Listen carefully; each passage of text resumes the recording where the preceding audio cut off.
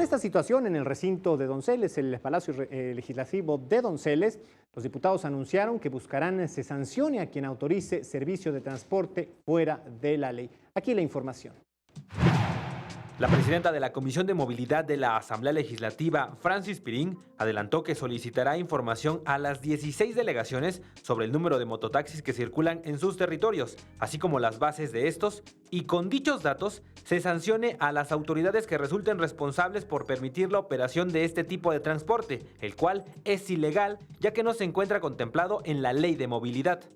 Si hay una autorización de alguna autoridad, nos van a tener que explicar aquí a la Asamblea Legislativa por qué razón, si no está en la ley, están expidiendo este tipo de cosas. Vamos a pedir sanciones para que sea necesario. No podemos permitir que en esta ciudad se esté saltando la ley nadie.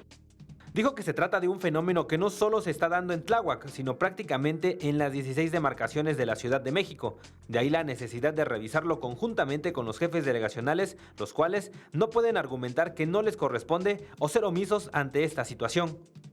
No pueden decir eso, son coadyuvantes de lo que está pasando en su delegación y dar aviso. Los jefes delegacionales ya tienen que empezar a retomar el punto, empezar a trabajar y empezar a hablar con ellos, que es el primer contacto, y decir que ya no pueden dar este servicio. De igual forma, se pronunció por investigar a quienes otorgaron las motocicletas a los operadores, porque se trata de personas de escasos recursos que difícilmente podrían adquirir una unidad de estas, por lo que alguien tuvo que financiarlos. Finalmente, explicó que el gobierno central tendrá que buscar alternativas para no dejar en la indefensión a miles de familias que obtienen sus ingresos por esta actividad.